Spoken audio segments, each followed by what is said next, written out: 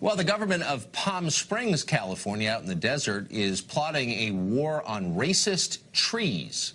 Since the 1960s, a row of tamarisk trees has separated Tahquitz Creek Golf Course from a historically black neighborhood. Now, locals say the trees were planted with racist intent, and the city plans to clear-cut them as a result, as punishment. The cost? $169,000. Trey Daniel is a Palm Springs resident who supports cutting down the racist trees, and he joins us tonight. Mr. Daniel, thanks a lot for coming on. Good evening. Thank you very much for having me. I want to put up on the screen, at first I thought, wow, this is a crazy story, but then I thought, we've learned a lot about what's racist in 2017. Here are some of the things we've learned this year are racist, okay? Ice cream trucks, car insurance, The Little Mermaid, Dr. Seuss, milk, math, science, the Bible, grammar, the iPhone X, emojis, jingle bells, babies, solar eclipse, the anti-racist book To Kill a Mockingbird is racist, and of course Apu from The Simpsons. Now trees in Palm Springs are racist. Can you tell us how you reach this conclusion? What racist sentiments have they expressed to you? How can you prove these trees are racist? These trees, Tucker, are not racist. You're the one that said they're racist. A tree is neutral. It's benign. And it's not the tree. It is the individuals and their intent when that particular type of tree was planted in that particular location back in 1958, 59, 60, 61. Right. You see, that neighborhood on the 14th and 15th Fairway is the original African-American neighborhood of Palm Springs. Right. Now, as late as 1950, the National Board of Realtors had in their code of ethics, and I'm paraphrasing, that no realtor should be instrumental in introducing into a neighborhood any race or nationality that will cause property values to deteriorate. Now, I'm aware of that. We had a lot of law. I mean, a lot of awful things were in those codes. I know that's right. And yes, they were. And you see that golf course, that black housing development in 1960 is right on the 14th and 15th fairway.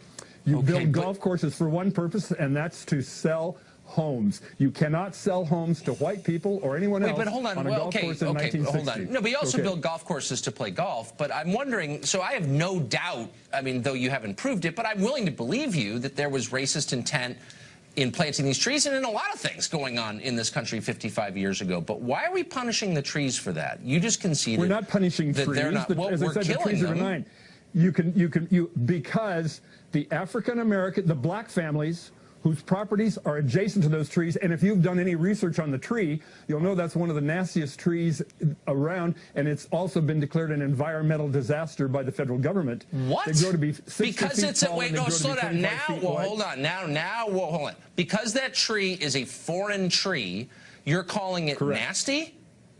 Okay, absolutely. I guess the California I grew up in was a little bit more welcoming to foreigners. Just because the tree is not from California doesn't mean you have to kill it and call it names like racist. Then why is the federal? We're not going to talk about it. We're going to talk about that tree and the way it is not maintained has depressed and deprived black families whose properties are contiguous to and adjacent to the 14th and 15th fairway for 65 years from enjoying, and their property taxpayers, from enjoying the same economic benefits of being on a golf course, the same aesthetic benefits, and the same social benefits. Has it protected those houses from golf balls at all? I mean, there's always an upside to these things. People don't go out and say, we're doing this for a racist reason. They go out and say, we're going to give you landscaping. In fact, we're going to landscape you right out of existence. And oh, by the way, these trees are going to protect you from golf balls. And oh, by the way, well, but there's some truth in that, isn't there? We could have planted eucalyptus. Look, I don't want to. The people who made these decisions, but they didn't. Right, I got it. Only this tree on this section of the golf course. Okay, don't attack the trees again. I found that offensive just because they're not from California. But let me just ask a final question. The people who made these decisions are long dead in almost every case. And yet you're still hell-bent on killing these trees, who, by your own admission, committed no sin, did nothing wrong. Does that seem a little unfair? Shouldn't we punish the guilty and not the innocent? I really take exception to what you just said. This has nothing to do with the trees. It has to do with black families and their they're just getting killed in it, but it's nothing to do with them. They're just kind of in the way.